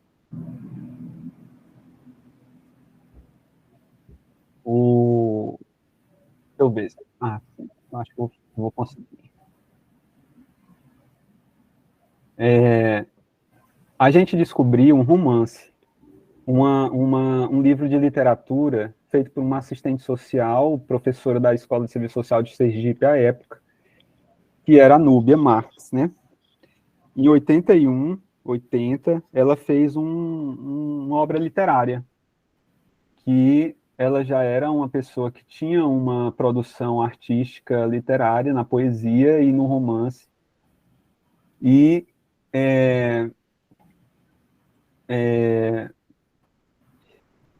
publicou um livro que chama O Passo de Estefânia, né? O Passo de Estefânia é um livro. Eu queria, não sei se a Soraya está por aí ainda, se a Soraya achar e puder projetar o livro, que aí eu vou falar algumas coisas. Na Universidade Federal. A Núbia Marques é interessante, a produção dela. Aí eu vou falar um pouco mais da questão artística, né? Que Elaine está demonstrando aí como a gente tem, né, pessoas que se manifestam artisticamente e na expressão artística marcam a expressão artística com a história e com a memória dos acontecimentos e com a denúncia ali da repressão, da manifestação de suas bandeiras, de suas lutas, de suas convicções políticas. Núbia Marques foi uma pessoa dessa, né? Ela publica o Passo de Estefânia, que é um romance. A obra é uma obra de ficção romanesca, que é editada no Rio de Janeiro, e é o segundo romance dela. Ela publica um primeiro, o Passo de Estefânia é o segundo, e depois ela publica um outro romance.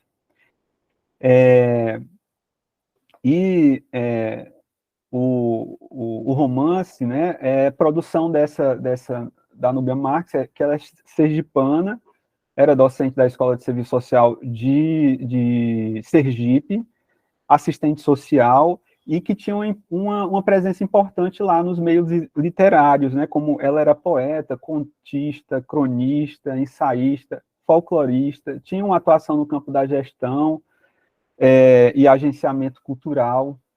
E desde 78 ela ocupava, inclusive, desde 1978, uma cadeira na Academia Sergipana de Letras, como, acho que, se eu não me engano, foi a primeira mulher a assumir esse posto dentro do estado lá de Sergipe, né? E antes ela tinha sido já aluna pioneira, foi de uma turma inicial da Escola de Serviço Social de Sergipe. Ela participou da primeira turma, essa é a capa do livro. Se botar na segunda página, tem a foto da Núbia. Essa edição é uma edição mais recente, que colocaram até uma fotinha dela mais atual, assim, né? Mas ela faleceu há alguns anos. E ela foi da turma de 54, da Escola de Sergipe. Inclusive, ela presidiu, num determinado momento, o diretório acadêmico lá da escola, né? E se formou em 57. Então, aquela história que a gente falou ontem, de que o movimento estudantil, a história do movimento estudantil é anterior à década de 70, à ditadura, ou à crise da ditadura, né? Na década de 50 tinha mulheres militantes construindo o movimento estudantil. Numa situação da escola lá de Sergipe, que já tinha essa pegada, quando já nasceu, na década de 50, já com essa ideia também do desenvolvimentismo, desenvolvimento de comunidade. Ela ministrava disciplinas na área do desenvolvimento de comunidade, né? E ela se torna professora também da Universidade Federal de Sergipe a partir de 69, né? E ela ministra cadeiras na área do serviço social. E além disso, ela participou do movimento feminista, ela ocupou cargo como primeira presidenta do movimento feminino pró-anistia, em Sergipe, e, segundo esse romance dela, no Mianmar, O Passo de Estefânia, que é o segundo, ele revela, assim, quando é lançado, né, a gente avalia isso, uma espécie assim, de síntese desse engajamento que ela tinha como docente, no âmbito cultural, como militante. E era um romance, é uma escrita literária, abertamente colidindo e denunciando a violência e a alienação que eram impostas pela contra-revolução na vida social, né, naquele momento, né? E representa e alimenta as tendências críticas desse processo de oposição ao tradicionalismo no serviço social, que vai compor os momentos iniciais aí da intenção de ruptura, da chamada intenção de ruptura, né?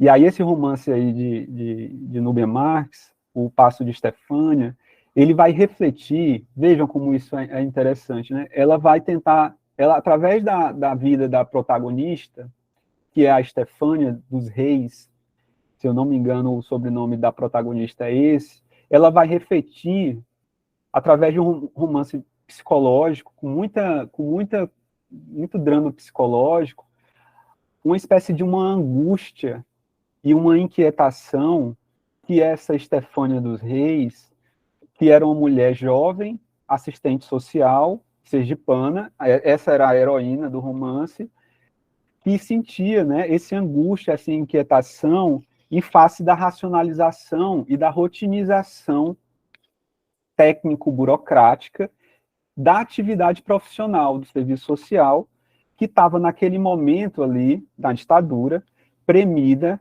Isso tudo está sendo narrado no romance, né? O serviço social premido entre a carência orçamentária, a ineficiência operacional das instituições e dos serviços assistenciais que empregavam o serviço social, a vigilância, o cerceamento, a repressão policial militar da contra-revolução, que sufocava, né, a vida laboral, a vida ocupacional do serviço social e violentava qualquer iniciativa que esboçasse uma tentativa da profissional criar uma ligação autêntica com os movimentos populares, com uma relação de impulsionamento da luta em torno das reivindicações de trabalhadores que entravam em contato no centro comunitário que a Estefânia atuava, né? E ela exposta cotidianamente à degradação também humano-social mais selvagem e aguda que o capitalismo poderia provocar no Brasil, que era numa região periférica dos centros do eixo principal da acumulação, que era em Sergipe. Sergipe tinha, né, uma penetração em Sergipe já da exploração do petróleo ligada à Petrobras, a um campo de petróleo que tinha lá. Isso aparece uma plataforma da Guaricema. Isso aparece um pouco meio narrado no romance, né? E o que eu queria dizer, eu não vou contar a história do romance, eu vou provocar, porque o livro está disponível, a gente fez uma digitalização, leiam, é muito legal, assim. Eu não vou dar spoiler, como se fala, né? Mas a gente já sabe o destino de uma pessoa inquieta e que se ergue para recusar sua alienação num contexto alienante. É esse destino aí que ela ainda está dizendo que várias pessoas passaram, várias mulheres passaram. Mas o que eu acho interessante, assim, para a questão da pesquisa, é que a Núbia Marques, ela passa para a página, Soraya, desce um pouquinho só, e coloca a página que ela faz um epígrafe. É logo no início ali, é essa aí. Olha a epígrafe do livro, né? Ela fala isso. Não fiz um livro para agradar ou agredir, mas para testemunho de uma época tão cruel para todos nós. E como este livro é um depoimento e protesto, dedico aos meus colegas inquietos e indagativos que buscam melhor caminho para o homem aflito deste século. Então, era uma forma também de se manifestar artisticamente, obviamente, né? Mas era uma forma também de deixar um registro de um depoimento, que ela já diz na epígrafe, e que isso é objeto da história, de trabalho histórico, que aí foi uma coisa que a gente fez no nosso projeto, na minha pesquisa sobre o serviço social no Nordeste, eu dediquei um item só para a crítica literária desse livro aí. Como dentro desse livro a gente vai encontrando a história do serviço social na ditadura, e não só no serviço social em geral, né, abstrato, mas de um serviço social no Nordeste, e de um serviço social que tem concretizado nas suas múltiplas determinações, nesse caso de uma mulher, de uma jovem, que escolhe um destino para a sua vida pessoal que não é aquele que a sociedade estabelecia para a mulher na forma de um casamento. Então, e como ela, conta uma mulher jovem, né, com um impulso sociocêntrico, tenta se manifestar, se rebelar, e essa sociedade reage a ela de uma determinada forma. Então, eu queria falar isso. A gente pode colocar um pequeno trecho de um pedaço, só para vocês sentirem como é a narrativa, porque é uma narrativa, essa noção que ela coloca de depoimento carrega na narrativa, que é uma narrativa, é Estefânia que fala, a partir dos fluxos de consciência dela. Então, tem uma página que eu vou só mencionar para vocês como isso aparece, É a página 59 aí do livro, do PDF. Se dá para dar um salto aí. Ela, num determinado momento, né, ela pega a protagonista para narrar um cotidiano profissional que ela está vivendo ali, né? E ela esboça a condição da profissão subalterna que o serviço social tem, né? Na rotina, nas estruturas, arquitetura institucional e tal. Eu não estou conseguindo ver aqui a reprodução do PDF, mas eu vou ler. Está na página, mas parece que não. Devagar aqui meu computador, tá? Mas Ah, sim, entendi. eu coloquei na página já e ele está carregando. Pronto, aí eu vou comentar. Se passar, se der para ver, tudo bem. Senão eu vou ler aqui. Essa posição de profissão subalterna, que é condicionada pela marca de profissão feminina, né? Ela é experimentada pela protagonista do romance. Isso ajuda a Núbia Marx a explorar o tema, né, do aviltamento da dignidade humana das camadas mais baixas da população, porque essa profissional ela tem uma relação com as estruturas superiores e com o povo mais pobre, né? Então ela tem uma capacidade de narrar a complexidade que é essa sociedade. Aí tem um determinado momento, a certa altura, né, o livro faz diversos desabafos.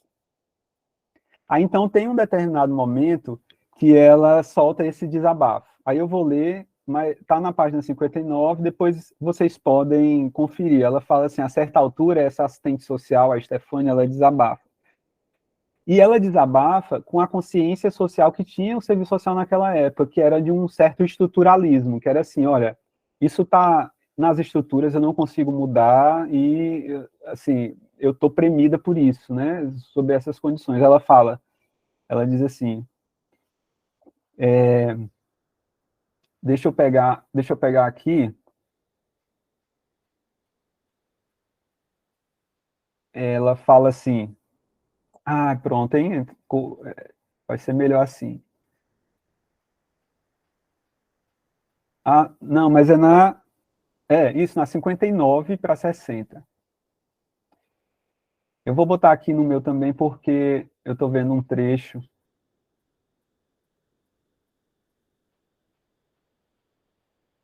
Beleza, aí a gente vai ler aí, vai ser mais legal. Ela fala assim... Essa é a página 59, né? Aqui, ó, o trecho, aí a gente vai ler aqui. Ela fala, ela fala isso. Aí sai o depoimento Ela fala assim, vamos lá. Anoto todos os detalhes da vida da cliente, que vai de modo desordenado, narrando-a, né? Narrando a sua vida, na tentativa de que solucionemos seu problema. No colocar dos problemas, vem sempre a sovada frase que todos verbalizam. Na portaria disseram que quem resolve é Dona Estefânia. Todo problema intricado vem para as minhas mãos. Enquanto anoto os problemas, os olhos de Dona Joaquina percorrem indagativos todos os cantos da minha sala. Um silêncio incômodo permanece no ambiente. Devasso o silêncio, dizendo para a mulher aflita que está diante de mim que vou tomar providências cabíveis. Juntas estamos tentando uma solução. Não é fácil. Cliente e profissional, segundo as regras do jogo, devem procurar soluções cooperadamente. O discurso é contraditório. Somos duas forças, mas não somos idênticas. Pelo menos não temos as mesmas medidas. Enquanto atalho e assalto as prováveis saídas, Dona Joaquina movimenta desajeitadamente suas mãos e alisa por outra vez seu vestido sovado e mal confeccionado. Há uma indisfarçável vergonha de Dona Joaquina em pedir, e em mim de tentar devolver-lhe um direito que lhe é surrupiado pelo sistema injusto de distribuição de bens. Interrompo o abafado mutismo da minha assistida, prometendo-lhe encontrar uma saída para seu problema de urgência. Peço que volte na próxima semana a fim de saber o resultado. Tenho que lutar de forma brutal para vencer o emaranhado burocrático que me espera. Além dos nossos clientes lutarem para chegar até o serviço social, o serviço social, tem uma luta desigual para dinamizar seu trabalho e é sufocado até o pé do cabelo pela sinuosa ação dos empenhos, chefes empafiados com seus cargos, sem falar na indiferença e insensibilidade dos que labutam nas operosas instituições. É a batalha desigual de sempre. O assistente social com sua população carente vende logo a imagem do profissional sem status. Junto à escória humana, é vista como salvador. A humilhação de um trabalho que não exibe seus resultados. Na verdade, trabalha só em nível de populações problemáticas. Efeito de um mal maior de ordem estrutural.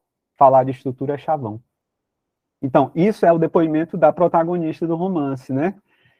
Para mim, isso é um depoimento histórico que, assim, entrega o que era o serviço social na ditadura, né? E a condição psicológica que viviam, né, essas pessoas que trabalhavam, né, na política social sob o controle da contra-revolução. Então, assim, eu queria falar isso, e por último, para a gente provocar mais ainda o debate, tem um outro olhar sobre o serviço social, também de uma mulher, né, que no caso é o olhar da Carolina Maria de Jesus, no livro O Quarto de Despejo, o Diário de uma Favelada. O Quarto de Despejo, de Carolina de Jesus, né, para quem não leu, é um diário. Ela coloca o ano, coloca o dia e narra um pouco o que está na experiência dela, psicológica, na vida social, etc. Né? Como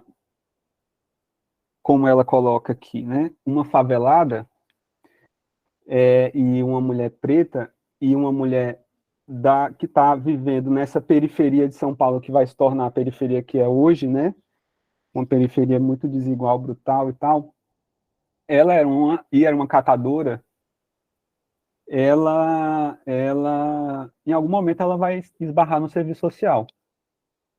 Então, o diário dela tem o serviço social. E tem o olhar dela para o serviço social. Eu vou ler, eu não vou botar para não atrapalhar tanto aqui a dinâmica, porque tem em PDF também o Quarto de Despejo.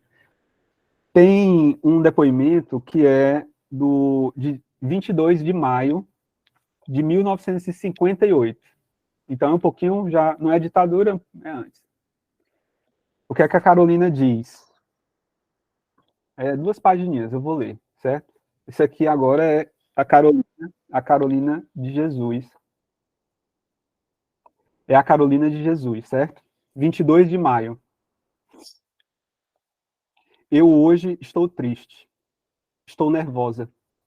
Não sei se choro ou saio correndo, sem parar, até cair, inocentemente. É que hoje amanheceu chovendo. Hoje também, né, aqui amanheceu chovendo, né? Em Pernambuco e em Recife. E eu não saí para arrumar dinheiro. Passei o dia escrevendo. Sobrou macarrão, eu vou esquentar para os meninos. Cozinhei as batatas, eles comeram. Tem uns metais e um pouco de ferro que eu vou vender no Seu Manuel. Quando o João chegou da escola, eu mandei ele vender os ferros. Recebeu 13 cruzeiros. Comprou um copo de água mineral, 2 cruzeiros. Zanguei com ele.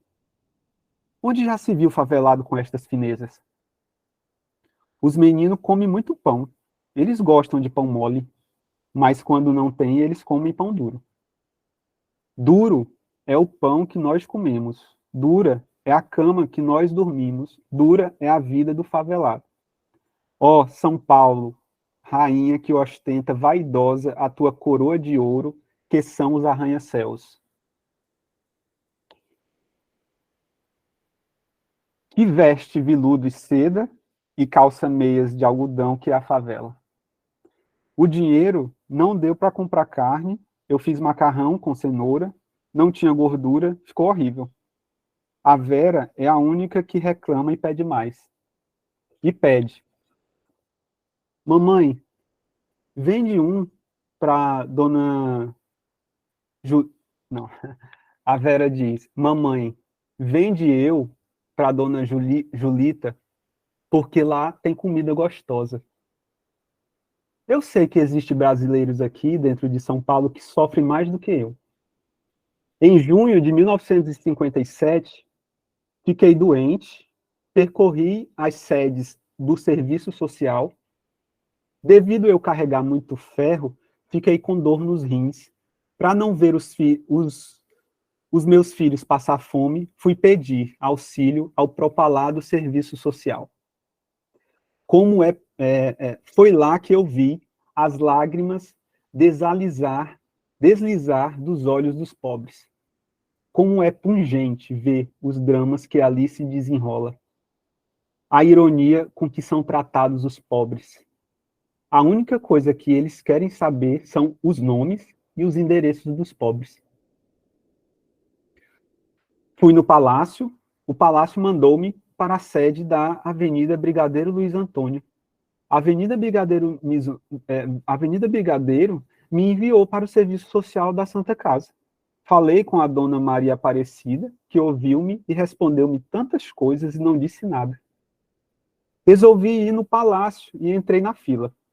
Falei com o senhor Alcides, um homem que não é nipônico, mas é amarelo como manteiga deteriorada. Falei com o senhor Alcides. Eu vim aqui pedir um auxílio porque estou doente. O senhor mandou me ir na Avenida Brigadeiro Luiz Antônio. Eu fui.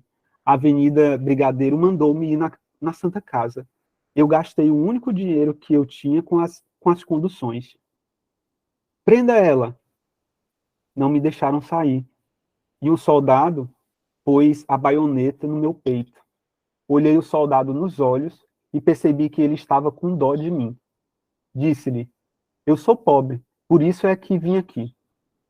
Surgiu o doutor Oswaldo de Barros, o falso filantrópico de São Paulo, que está fantasiado de São Vicente de Paula, e disse: chama um carro de preso. Esse foi o 22 de maio da Carolina de Jesus, no serviço social. Um depoimento, né? Aqui é um lugar que a gente, uma fonte, né, da história do serviço social, né? E pelo lado da Carolina de Jesus.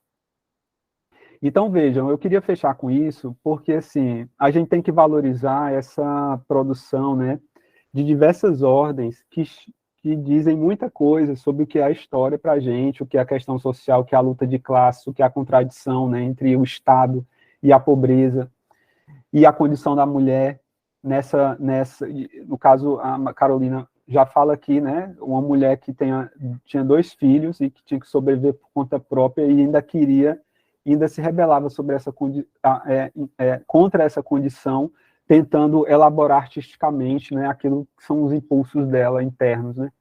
Então, isso também é história, né, que a gente precisa trazer para as discussões.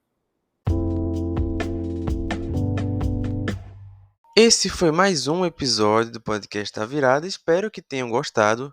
Uma exposição muito rica, cheia de dados, cheia de documentações históricas e que traz a importância que essas mulheres tiveram e que têm na nossa profissão de serviço social. É isso, gente. Não deixem de compartilhar esse episódio, deixar seu like, sua curtida, seu comentário, de compartilhar nas suas redes sociais, compartilhar as redes sociais do Podcast da Virada no Instagram, no YouTube, nas plataformas de áudio. Também compartilhar e conferir o site do MESP, que está aqui na descrição desse episódio. E nos vemos em breve em um novo episódio do Podcast da Virada. Um abraço a todos e a todas. Até breve.